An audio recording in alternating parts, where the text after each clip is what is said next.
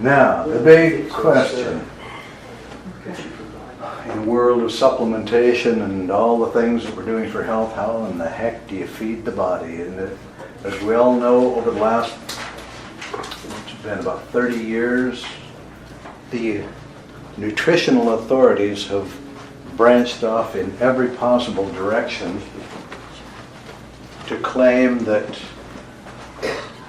clear back in the 80s, you remember that the starch-based carbohydrate diet was the way to go. Everybody could do starch-based carbohydrates because it works great on farmers and athletes. Then we go to the Pritikin and get rid of all the oils because we don't need oils. But each one seemed to go in an opposite direction from everybody else, almost as though, and too, this is sometimes a way that people do, and that is buck the whole system to get attention for whatever you're teaching. And if you can validate your theories with science or with some study, then of course you get a following.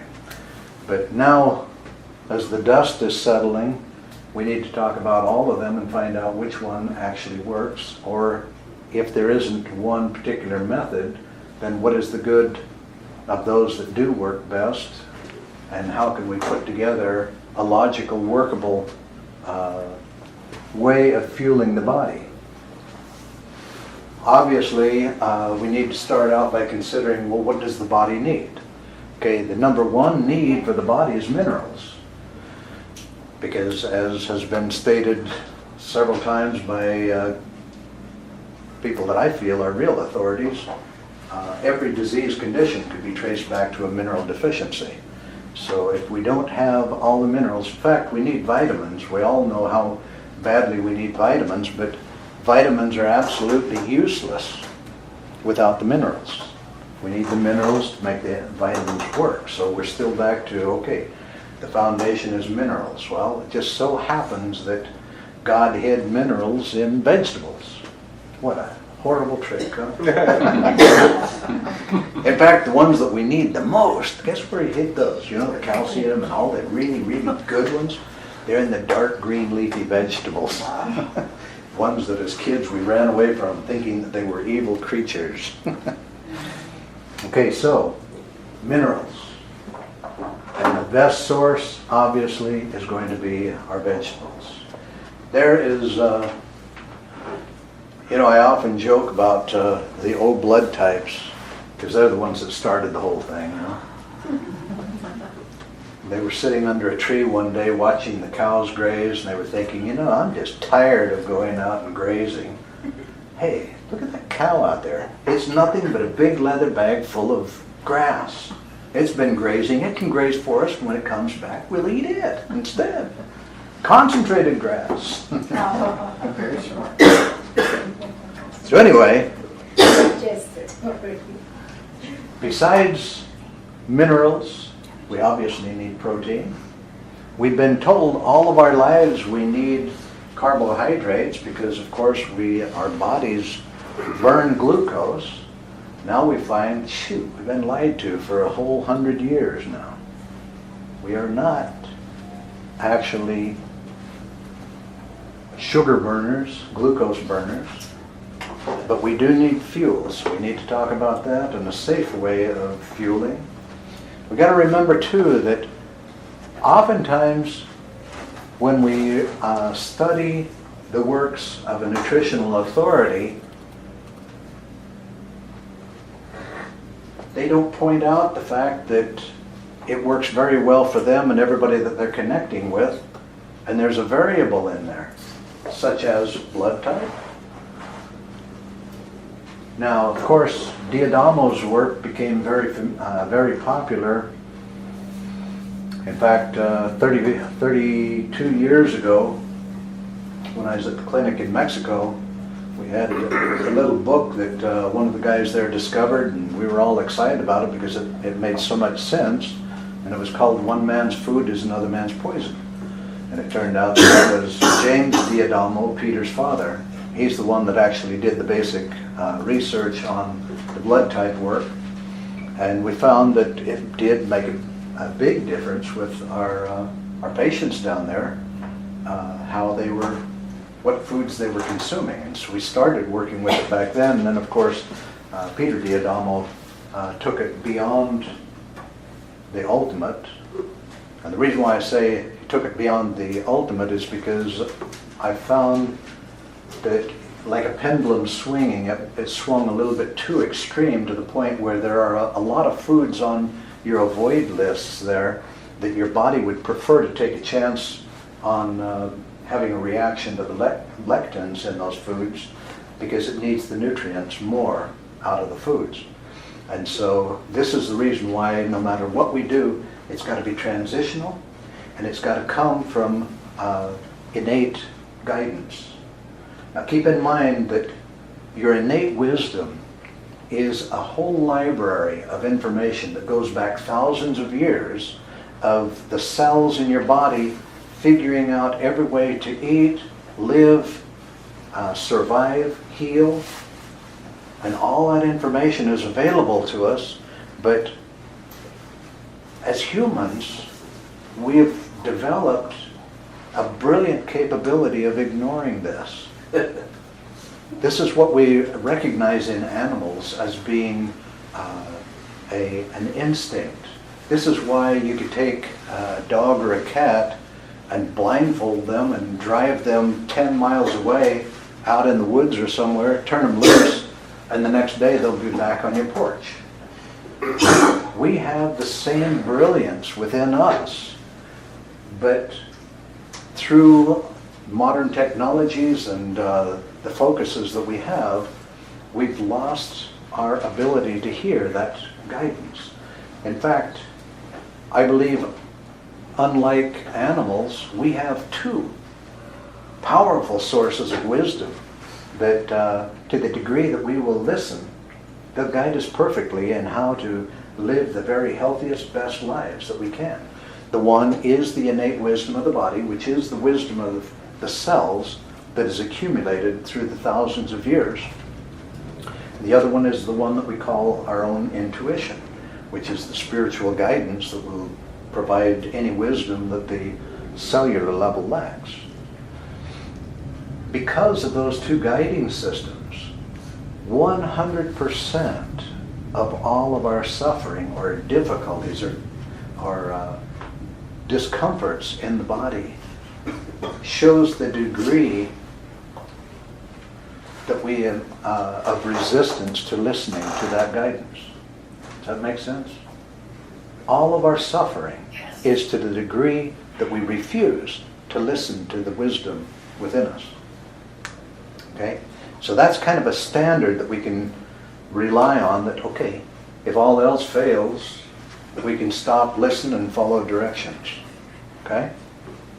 Because it's always there for us. Now, let's figure out a foundation for what the body really needs. Okay, we've already covered the necessity of vitamins and minerals.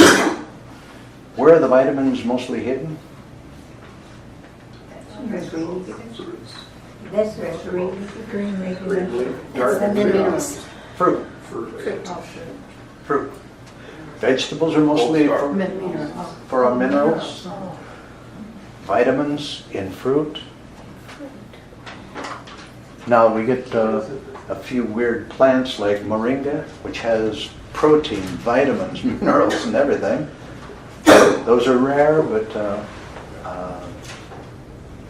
spirulina is another one, where you get a whole group of nutrients that overlap into other fields. Okay? So, our fruits, vegetables, this is our true food for humans. Fruits, vegetables, nuts, and seeds. Okay? Now, why have we eaten animals for thousands of years? Besides laziness. It tastes good. I heard that one. Guys, Tastes good. I said if God didn't want us to eat the animals, why did he make them out of meat? Yes, they taste good. They provide. You could actually live on meat because it has all the goodies in it already. Yes, David. We eat meat because they are the processors of the stuff you talked about prior, the fruits and vegetables. They also suck in the gravity waves and the biophotonic energy. So they in themselves are a little big processing plant. Back to the two guys under the tree. They went out and grazed for us. But the real reason, besides survival, convenience, and a lot of other things, a man has been eating, consuming animals for thousands of years. But if you look at the whole process energetically, it's like a starter motor. It will churn at it will keep the body going at a certain momentum. It'll keep it going, it'll keep it surviving, it'll hold it to a strong level, but it won't allow the frequency to go up. And so eventually, the wisest way is to move away from consuming animals. But to try and transition too quickly, if you don't do it wisely and make sure that you're getting all the amino acids, because that's one thing about animals, they provide complete amino acids.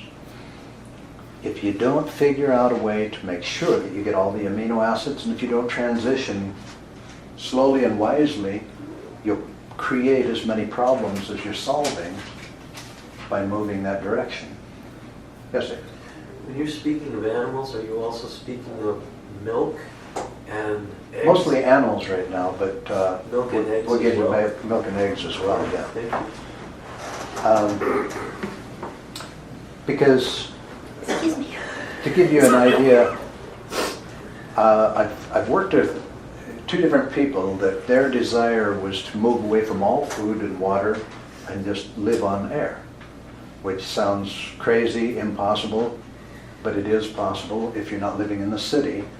Because if you shut down metabolism by fully detoxifying the body and transition the body out of all the dense foods that create more of a dense energy in the body, and you start raising the vibratory frequency of the entire body, you basically shut down metabolism as far as the destruction of the cells and the replacing.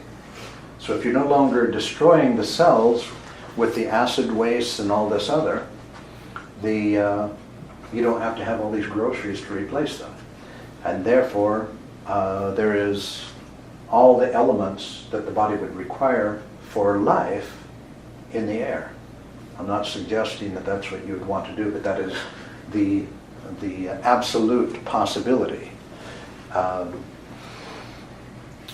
What that would require is total detoxification and at least 8 or 10 years of slow transitioning from heavier foods up into the raw fruits and vegetables, and then finally on a complete fruit diet, and then from fruit with intermittent fasting, then finally to absolutely nothing.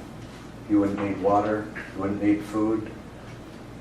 But even in the wintertime when it's below zero, you sleep in front of an open window with just a sheet over you because you can control your body temperature at that level of energy.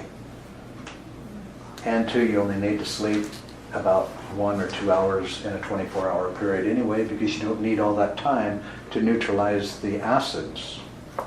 Okay? Now one reason why I'm sharing that with you is so that you can get a feel for why you may need to sleep more than 5 or 6 or 7, maybe 8 hours a night. When you think about a person with chronic fatigue, they're basically sleeping 23 hours a day. Not quality sleep, but they can't get up and navigate more than 3 or 4 hours a day when they have the condition really bad. And the reason for that is because the body is so septic that it can never neutralize the fatigue acids. So the fluids remain completely saturated with fatigue acids, and so they're kind of like in a living coma, if there is such a term. Okay? And the opposite of that is like a breatharian who only needs 1 or 2 hours of sleep a night because they're not having to neutralize all that acid waste. Make sense? Okay, so a lot of people say, oh, the brain needs that time to rest. No, the brain never stops. The brain's, otherwise you don't get to dream if the brain's shut down. The brain doesn't need rest. The body really doesn't need that much rest in a 24-hour period. It needs time to neutralize the acid waste. So again, another reason why the highest priority for health in the body isn't to figure out what supplements we should be taking or what foods, but how to remove the volumes of toxic waste that is destroying the cells. Because just like they say, a clean engine is more economical, uses less fuel. Well, the body is a greater example of that, because to the degree that the body is destroying cells by toxicity and having to replace them, you need more fuel. The cleaner the body, if the body is no longer destroying the tissue cells, the nutritional needs go way down. So by keeping the pathways of elimination wide open and getting out not only the chemicals, metals, and everything that we're exposed to, but getting rid of the acid waste that the trillions of cells within the body is always producing, look how much easier it becomes. Now you take a very toxic person that is accustomed to eating 3 large meals a day, and there is an unlimited amount of problems that always have to be dealt with. If you really want to simplify life, just keep simplifying the diet and getting the body completely detoxified, and then you don't have so many issues to have to deal with. It becomes very simple. Make sense? Okay, but we still have to look at fuel. Okay, what is the fuel for the body?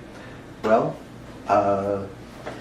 as Dr. McCullough and a lot of people have led everyone toward the ketogenic diet.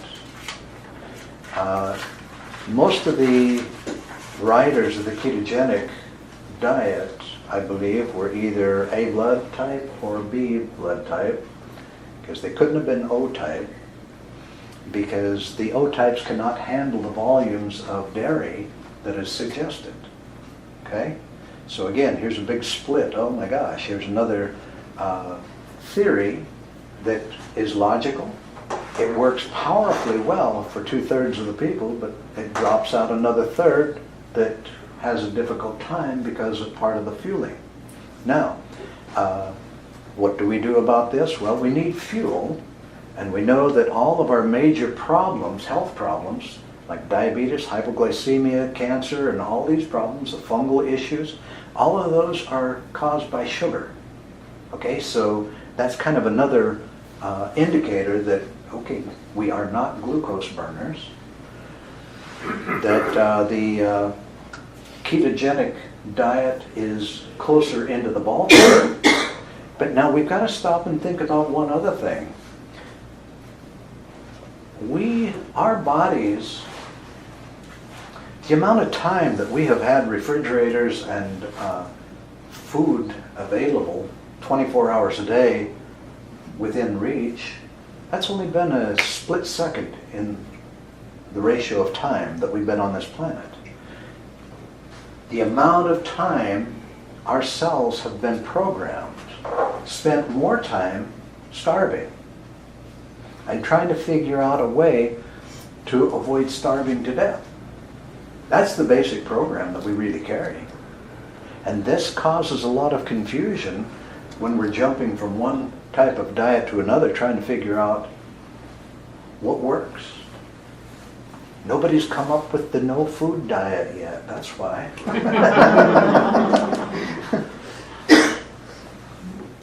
It wouldn't be very popular for sure. Just stop eating and you solve all problems. I don't think you can sell that one very well. But that's closer to the truth, because when you stop and think back 1,000 years, man wasn't the fastest runner in the jungle. He didn't get to eat every day. Okay, so starvation was a very real issue all the time. So in other words, our greatest programming is of not eating, and eating from time to time when we were able to. And again, unfortunately, it was a few berries here, a piece of meat there, and some greens over there, and a root here and there. But it wasn't an ideally planned meal with all kinds of supplements and everything else. It was a very limited intake of food. Now, of course, back in those days, I think an old man would probably be about 30 years of age too, because it was kind of stressful to live that way. Okay, so now what we can do from this point of view is pool all this information that we have all together and all the advantages that we have and figure out, okay, what would be the best way for us to live? Okay, we have brilliant guidance that knows exactly what doesn't work. We have science, we have all kinds of information that will give us clues of what does work. And so we can figure out, okay, we can do this. We can put together a transitional diet, and according to our blood types, we can fine-tune it by listening to our own personal guidance, but yet we don't have to completely rely on that. We can get into the right ballpark by one, figuring out, okay, according to my blood type, there's certain, see, every type of food has lectins in it. All plants have lectins. But according to our ancestors, as determined by our blood type, there are certain foods that have lectins that we can't eat. It's like the A's. If they eat the shellfish, they're not going to have a very happy day. The O's, if they have too much gluten, they're not going to be happy campers. And each blood type has major foods for all of us, because we've all grown up with potatoes and tomatoes and bell peppers. I don't think too many of us are really immediately reactive to those foods, because we've kind of built up a little bit of a resistance for ourselves, but they beat every one of us up. Why? Because they're of a family, the deadly nightshade family, that have lectins that aren't good for any of us. In fact, they found that if every person with arthritis would just drop those 4 foods, about 1/3 would clear their arthritis right up. What were the 4 foods? Tomatoes or what? Tomatoes, potatoes, bell peppers, and eggplants. I love that. All my tomatoes. All of Are we them. in the garden? I eat those all the time. I love potatoes. I love tomatoes. Just about arthritis. Every day. Potatoes that could be considered a vegetable is the favorite vegetable of the whole country, I'm sure. Especially in thin wafers. Anyway, What is it that they have that we don't, that aren't? lectins, it's a A particular type of lectin? Or What's that? A particular type of lectin? Yes. That, Well, it's a lectin that none of us have a good defense against Got it. because of it's actually kind of a poison to us all. All potatoes? Sweet potatoes aren't the same, but the regular white potatoes, and I don't know how many variations. I'm sure that if you were to test each type of potato, there'd be some with more and some with less. And like we're all concerned about GMOs and all of this. Well, all of our food, all of our vegetables are basically GMO when you really do a study of the history of it, because they've been altering everything for dozens of years. They just weren't putting animal parts and things in before. But according to how they've altered the structure of each of the plants, they'll have various levels of lectins. The lectins are basically kind of a protective mechanism that the plant has within itself to survive the species, so that an animal doesn't come along and eat the whole potato patch or the whole all the plants, so that if some of them survive, they can only handle so much of that particular lectin. Yeah, well, Are the lectins affected by cooking? the lectins are reduced by cooking, yes. What is it? Can you just, a few words of what lectin actually does in the body, what it causes? The main thing that it does, it's a little protein molecule, a sticky protein molecule that will attach itself to the intestinal tract It's the main cause for leaky gut syndrome, because as it attaches, it will actually start deteriorating the tissue and create a larger opening between the intestinal tract and the bloodstream. And the problem of that is it will then allow food particles that aren't completely digested to move into the bloodstream, and the body can't handle those, and so it becomes the congestion that will build up in the tissue and overwhelm the liver. What foods are highest in lectins?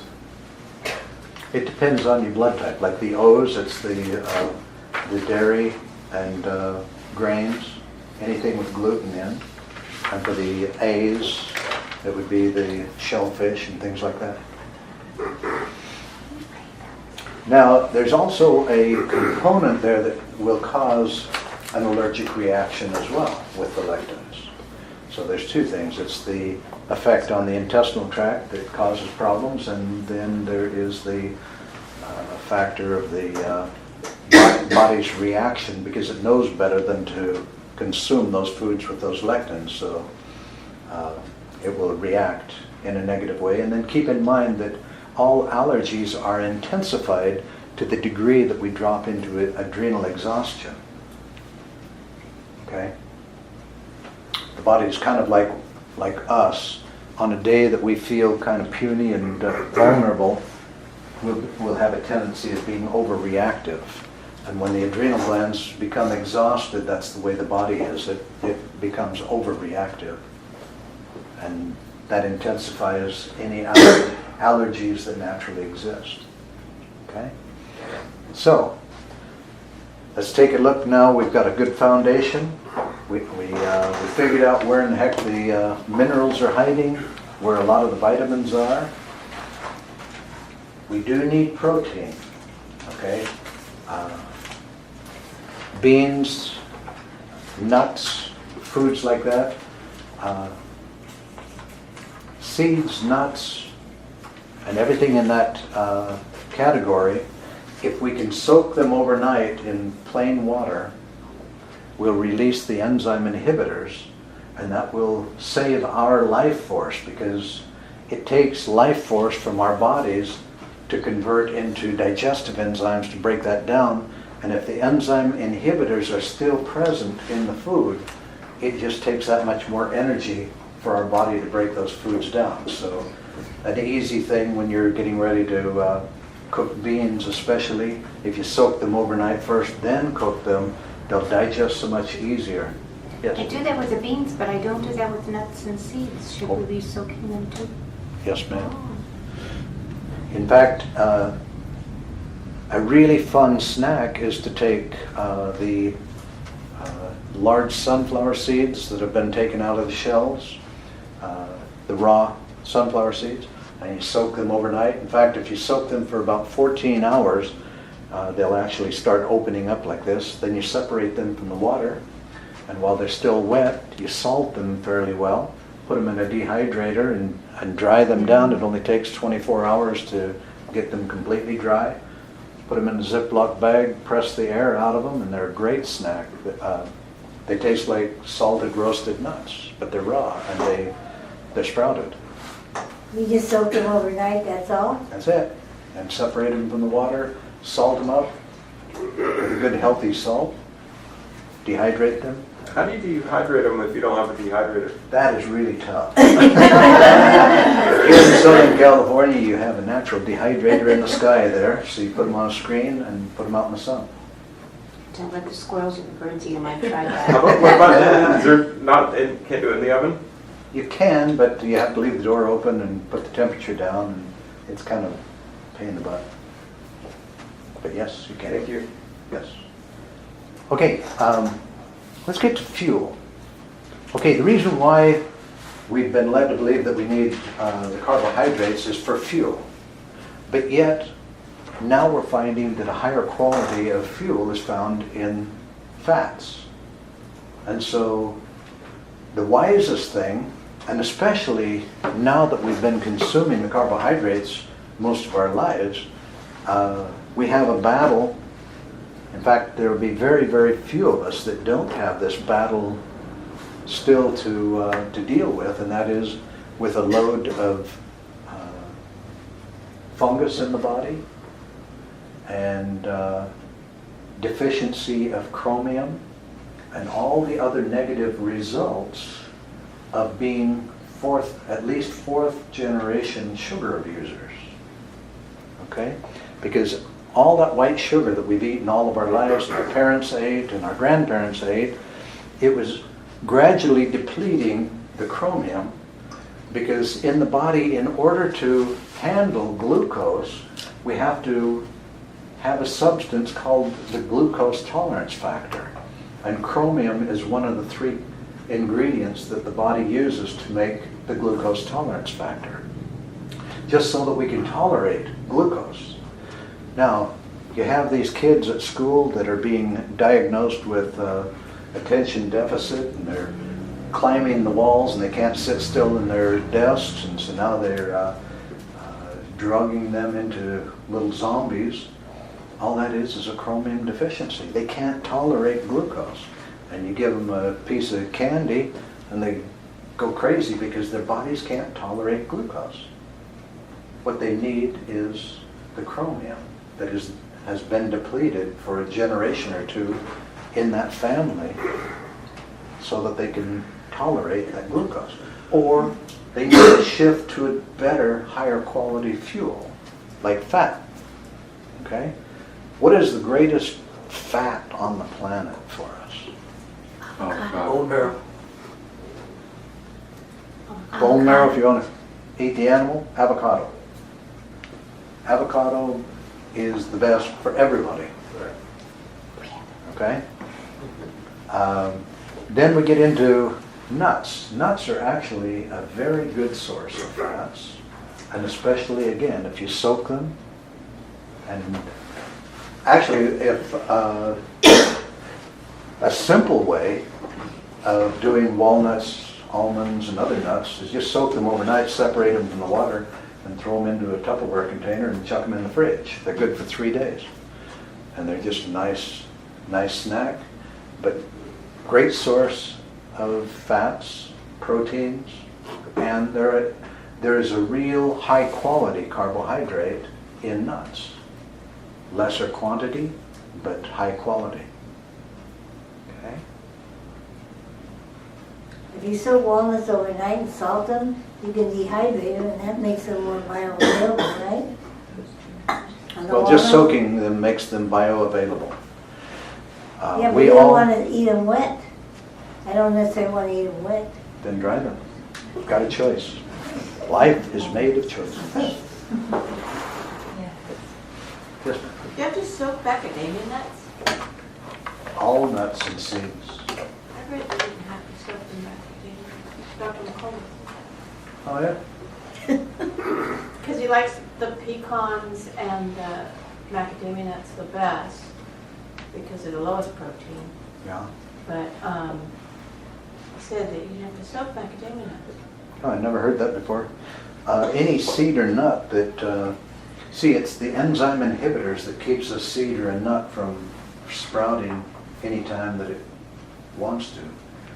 It has to have the water for a certain amount of time, which is roughly 7 hours.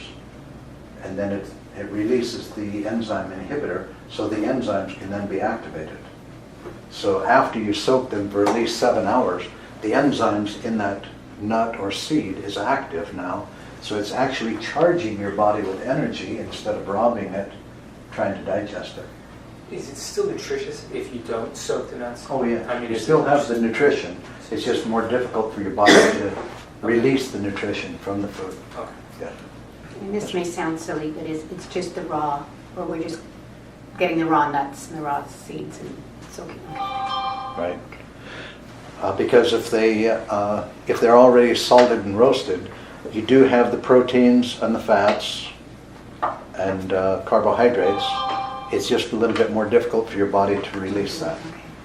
But you still have the nutrition. Yes? I hadn't thought about soaking cashews for my parrot, but would it make it easier for him to digest them also? Sure. I'm gonna try it. Definitely. What about the Primadigest when you eat this? instead of soaking the nuts, to use Primagest. Saves, it's better than you sacrificing your life to digest them, yes. Squirrels love soaked nuts a lot better than Definitely. regular. Squirrels prefer Once you get sprouted them nuts. sprouted nuts, they won't touch regular nuts. Yeah, they can tell by the energy. They'll come and sniff both. And what if you have sprouted almonds or sprouted nuts, they'll sidestep the raw and go for the sprouted. Yeah. I'm just curious how much avocado you recommend a day. Ask your body. I don't think you can OD on avocado. Is it possible that the squirrel suffers scarcity and it eats the sprouted nuts over the other because they can eat them faster, quicker, and easier because they're softer? No, because they're fat, spoiled squirrels. We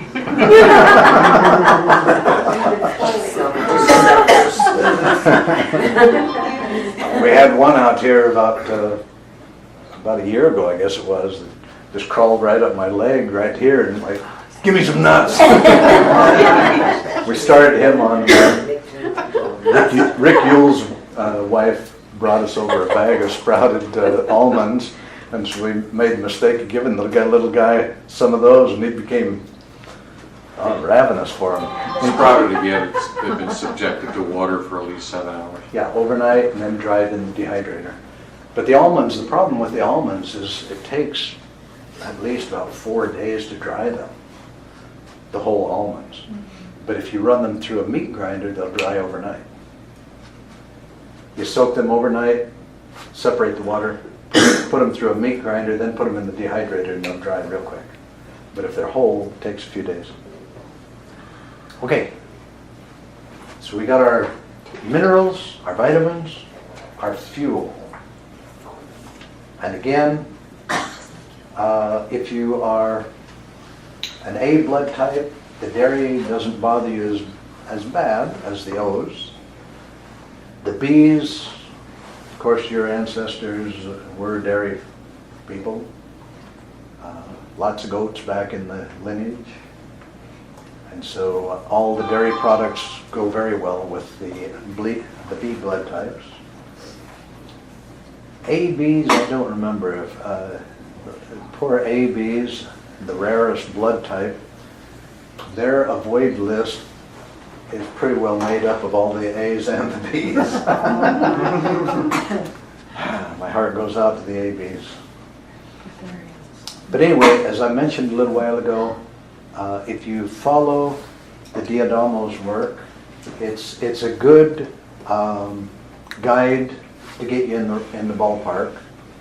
You go through the avoids and run each one past your own intuition to see if your body prefers it. One thing that is really easy to do is with a food that you're not quite sure of. If you don't have a fluorescent light over your head, you just hold the food item to your abdomen, and if you have a tendency of going backwards, then avoid it. So I shouldn't eat this bottle of magnesium hydroxide. What do you think of the Whole30 diet? Have you heard of that? The what? Whole30? No. Okay. It's very similar to what you're talking about. There's a book called The Whole30 Diet. All right. You'll find a lot of these theories will bring you into the ballpark, but you have to fine tune it. There isn't going to be anybody on the planet that will write a book about diet that you can just take and follow it to a T. It won't happen. Okay, so you just have to know that by default you have to start listening to the wisdom within yourself to find what is best for you. But we do know that if you want to increase the vitality within your body, you will want to start transitioning out of the meat eating and eventually the dairy and then finally out of eggs. Now, if you could either raise the chickens and feed them properly and take care of them properly, the eggs would probably be a high energy food for a long time. And it's interesting that they use the egg as the example of a proper balance of the amino acids that the human body needs. It's the closest parallel. Okay? That's the reason why a lot of bodybuilders drink raw eggs and use eggs heavily for bodybuilding, because you got all the amino acids in the right balance. Okay. Is that what the whey protein provides them? The whey protein isn't the same mineral or amino acid profile. The egg is the only protein that I know of that has a parallel amino acid profile to the human body. But the whey is one of the best, second to the egg, I would say. And I haven't studied the amino acid profile of the whey or the pea protein, but they are obviously all three considered complete protein, which requires a certain minimum of each of the amino acids, the essential amino acids. Yeah, Dave. Dr. Casares did an excellent two-part series on eating raw eggs that have to be fertilized, and you never heat them or refrigerate them. And I think it's in the 7th or 8th day. Just amazing the energetic bioavailability you can get when it's done right. 7th or 8th day, what? 7th or 8th day after they've been laid. That's, I think, or maybe the 9th, I'm sorry to forget. But there's a timing of how old the egg should be. Should not be refrigerated, should not be heated, and it's got to be, of course, an organic and fertilized egg. That's a very key point to the optimal energetic output. I think the Philippine people wait till the 20th day. Well, I can send you what he had on it. It was just unbelievable. He does a video too. Because it's obviously by the 8th day it's starting to turn into chicken. Yes. Since we're trying to avoid sugars, Chicken sprouts, yes. since we're trying to avoid sugars, what do you think about fruit sugars? I mean, it's okay to eat fruit, but fruit has sugar, so.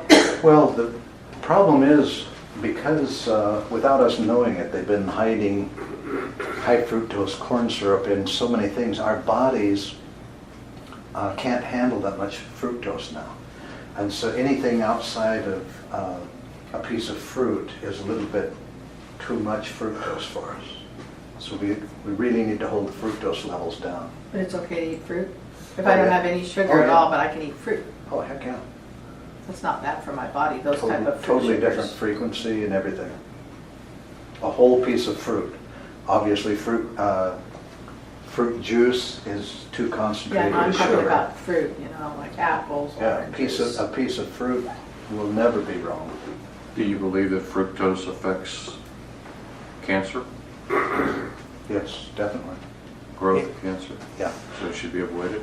Yes. For a cancer patient, diabetic, all carbohydrates should be almost completely eliminated.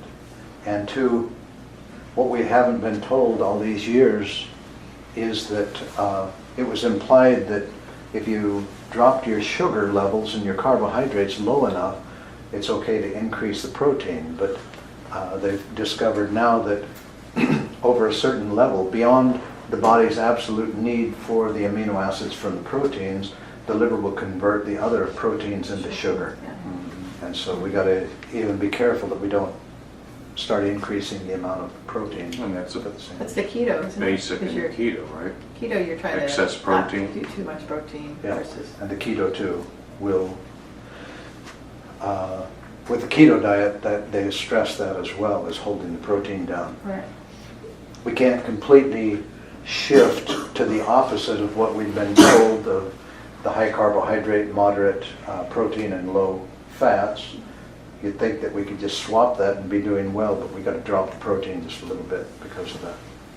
So I just wanna double check what you just said. So the protein, when it's too much protein, it's converted into glucose? Yes. Oh, okay.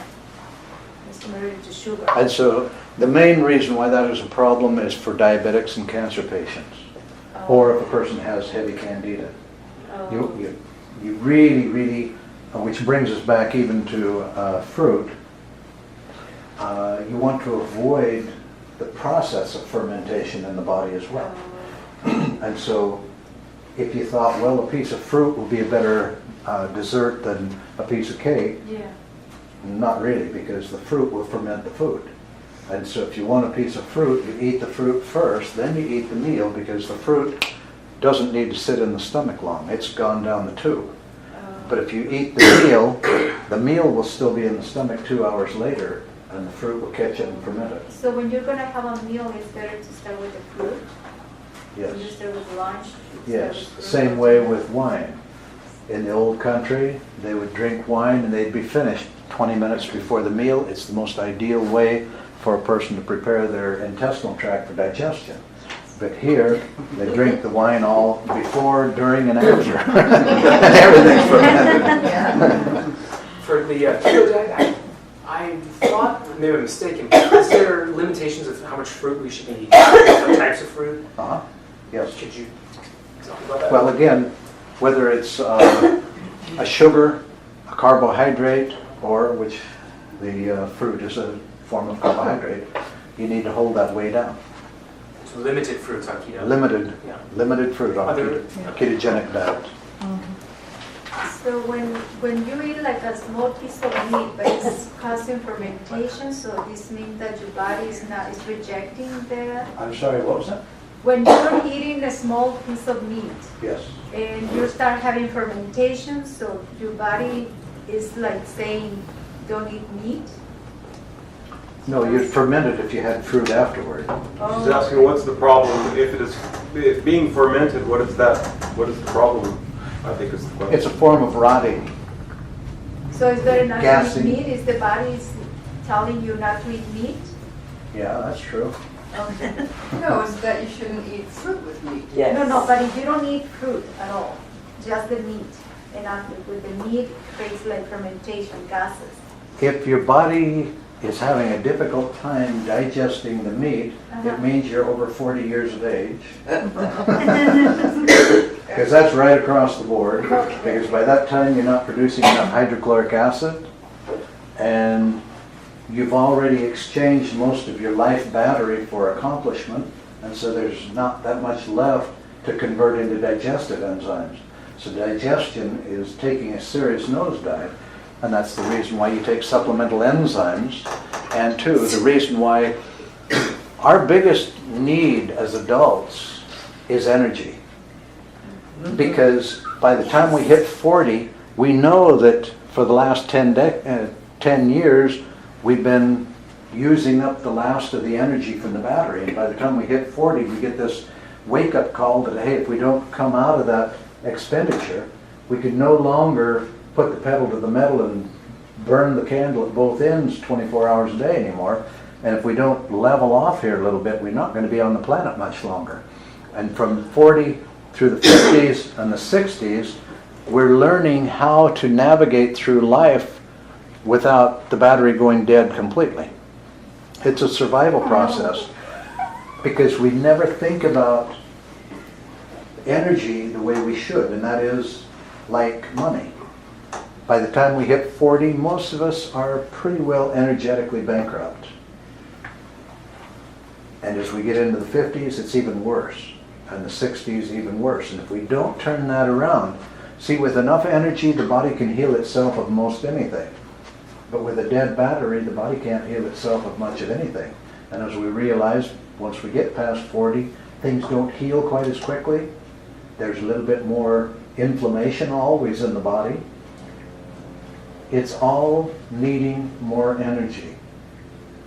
And so that's one major reason why we need to all utilize digestive enzymes before the meal, transition more toward more raw foods, because the cooked foods require so much more enzymes or energy to digest, because there's no energy in the food. And then what just shorts the whole body out, it's like a dead short in an electrical system, is stress. And is there anybody in the room that doesn't believe in stress? We believe in it, we honor it, and we destroy ourselves with it. And that's the main reason why we have dead batteries. Okay? Did you just say to take your digestive enzymes before the meal? Yes, just as you start eating, you take your enzymes. Well, you've been taking them after or between meals? After. It's best to get them down in there so they can start working. Good to know.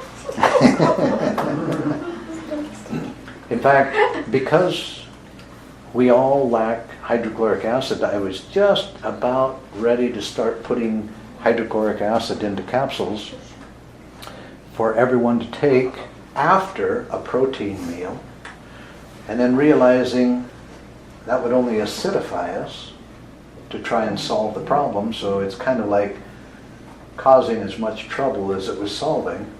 And just before I had to make that decision, I realized that papain, an extract of papaya, is actually a protein digestive enzyme. And so I loaded Primagest with a whole bunch of papain, because we can all use more protease, digestive enzymes. And so now, instead of acidifying the body with hydrochloric acid, there's just more enzyme there. Which, the neat thing about enzymes is you can't OD on enzymes. If it's more than what you need to digest the food, it'll move into the bloodstream, help clean the bloodstream, and if there's still too much, the liver will convert it back into your energy for the life battery. So you can never go wrong with taking too many enzymes. What do you think about artificial sweeteners? Is stevia leaf like the best, or people say stevia is the best? You're gonna, or just eliminate them altogether? Well, stevia is in a totally different category than the aspartame and all the garbage. Right. Yeah. So yes, stevia is good. There's going to be controversies about that, but when you compare the stevia to the other choices, it's a pretty good choice. Stevia is not an artificial sweetener. It's probably the essence of the sweetener. Yeah, it is like an herb. It's not an artificial. It's like monk fruit. Monk fruit's starting to be popular now. Yeah, and that's just a fruit extract. Yeah, thanks, David. Your enzyme Primagest? Yep. You once said don't take it if you have gastritis, and this hurts all the time, so I just assume I have gastritis, so I'm afraid to take the Primagest. I can't take the Primagest because of my gut? Well, the way to tell whether you can take it or not is to take 2 of them with a glass of water, and if it hurts, don't do it again. Okay. Because and that has a lot of papain in it? yes, A lot of papain in yes, it? but yes. And see, if you have an ulcer or gastritis, remember we're made out of meat too. And enzymes like to digest meat, but we have a protective lining that won't allow the enzymes to eat us. But if that lining is broken by inflammation or ulceration, the enzyme can get to the tissue and it'll create pain. So you know, okay, I can't use the Primagest, I'll have to go for the gastric formula, which doesn't have protease in. Okay? Oh, the gastric formula was a sensitive formula? It doesn't have protease in it. So if you have gastritis, you take that until you heal, then you can come back into Primagest. All right, we got 10 more minutes. How far away are we from understanding how to fuel the human body? You know, the neat thing is if you put diesel in your gas tank, your car would just say, that's it, I'm done, I'm not going to run at all. Look how miraculous the body is. We can feed it any kind of garbage and it just keeps on going. Just think how great the body would work if we figured out exactly how to fuel our own body. Right? Yes, sir. The testing and research that's been done to correlate the blood type with foods that are the best, that's all proven, so that if you determine what blood type you are and then you focus on the foods that are, or you eliminate those foods that are... I would say it would bring you into the ballpark, but you've got to fine tune from that. The fact that Peter D'Addamo's book claims that none of us should be eating coconut tells me that they probably went down to the grocery store and got the sweetened junk coconut or something, because coconut is one of the best foods. He has on the O type to avoid avocado. Oh, yeah? I just ignored it. Yeah. What does your body say about it? I That's the key to it, is what does your body think of it? Yes, Jeff? What are you suggesting when people eat animal protein? What amount of ounces per meal? I don't. Are you thinking 3 or 4 though, because of the converting of sugar? No, because a bodybuilder would eat a big chunk of steak and put it all to work, and an office worker would eat 3 ounces and maybe be able to put it all to work. It depends on activity levels and a lot of things. In fact, our carbohydrate, our fuel intake is also got to be fine-tuned according to our daily activities, which there's another whole field of, we can't go into it tonight, but the communication systems of our body is actually hormones, and generally we think of hormones as being the major hormones, like the adrenal glands, the thyroid, and all produce. Every cell in our body is a hormone producer. Okay? We've never been taught that. The most powerful hormone in our body is the eicosanoids, which only exist for a split second, but by the billions, and that controls all the others. Then there's the leptins, which peak in production in the middle of the night. And as I was thinking about this morning, holy cow, if we stay up till 11 or 11:30, these vital hormones that are busy controlling everything else can't be produced because we're not in bed. If you're in bed but you're not asleep, can they? What's that? If you're in bed but you're not asleep. I don't know if they're watching and determining is she asleep or not. I think you have to be asleep. Mine are not asleep. But I was, in this writing that I'm doing right now, is pointing out how the innocent light bulb is actually one of our major causes for the out-of-control degenerative disease now. Why such an innocent thing as a light bulb? Because if you think about it 150 years ago, we wouldn't be sitting here burning our candles till 11 o'clock at night. We'd burn a candle a little longer than after the chickens went to bed, and then we would go to bed. Okay? Our bodies, remember the length of time that our bodies have been programmed, being in harmony with the earth and nature. Our bodies are designed to go to bed shortly after sunset, just like the chickens and the animals. And when we use the light bulb to extend our days by 3 or 4 hours every day, it shifts our internal clocks. And part of that is the leptin production. So we starve from leptin, and then when we endure our stresses and we follow a lot of the other lifestyle habits that we do, our bodies cannot produce those hormones that balance the other hormones. Then we stress the adrenal glands to the point where they can't keep up, because actually the menopause for women is actually a form of adrenal exhaustion, because when the ovaries can no longer produce the hormones that they need to, the adrenal glands are supposed to step in and help. And if they're not there to support the loss of the hormones from the ovaries, then you get all the mood swings and all the emotion, hot flashes and all the rest.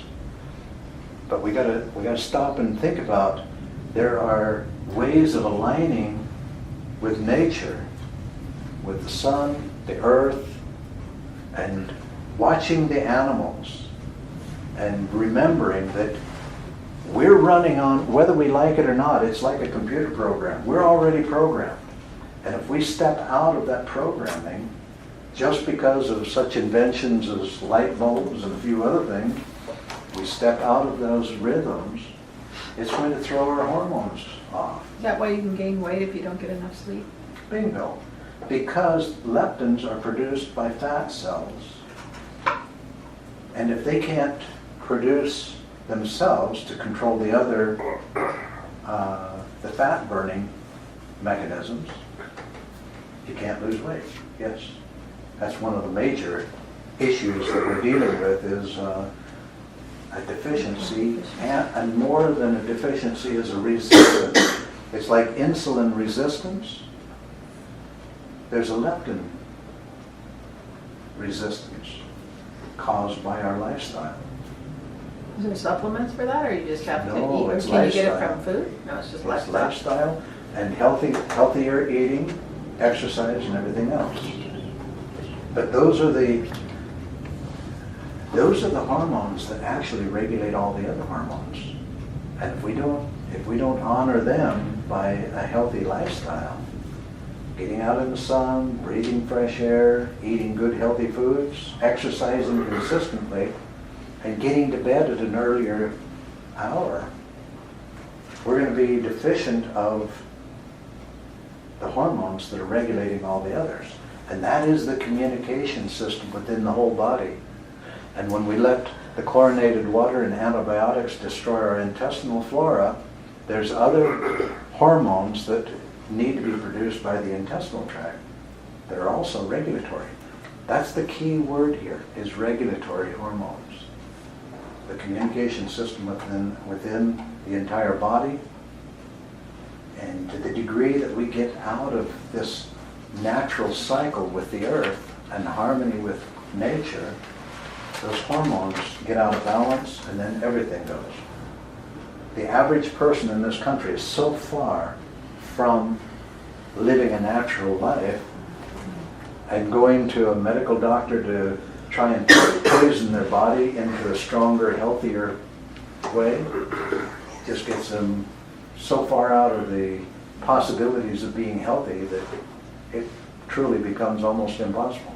Yes, David? So, with your last comment about artificial light destroying natural sleep cycles, you de facto created a greater dichotomy of expressing before perfection of not needing sleep. Because going back to the authentic, earlier natural, there was actually more sleep, 10 to 12 hours quite often. I would proffer that there's another reason and purpose for sleep than all the other things you've just mentioned prior. It depends on where you are on that scale. But for the average person, we need earlier sleep Well, I agree to with keep that. those cycles going. I agree. But what you're saying is that if we evolve consciousness and energy to a level where we're no longer reliant on those cycles, yes, we don't need the same patterns of sleep. Actually, what I'm saying is most people have been trained to believe that the purpose for sleep is to have awake physical activity days. But maybe the purpose for physical activity days is to get to what we were really designed for. This is going to sound very bizarre, and that is sleep. Because that is when, very bizarre, you can go places and do things that you can't do in the physical space, but we've been set up to live in a belief system of physicality mostly. So just something to think about, and why, going back to a more natural, authentic, there was more sleep, even though it started earlier in the evening in conjunction with the sun, and you know what they say, that the hours before midnight are much more powerful. Right. So. Yes, sir. Are we all on a similar circadian rhythm? Yes. Depending on where on the globe we are. Yes. Going back to protein for just a minute. In tune with the earth where we are.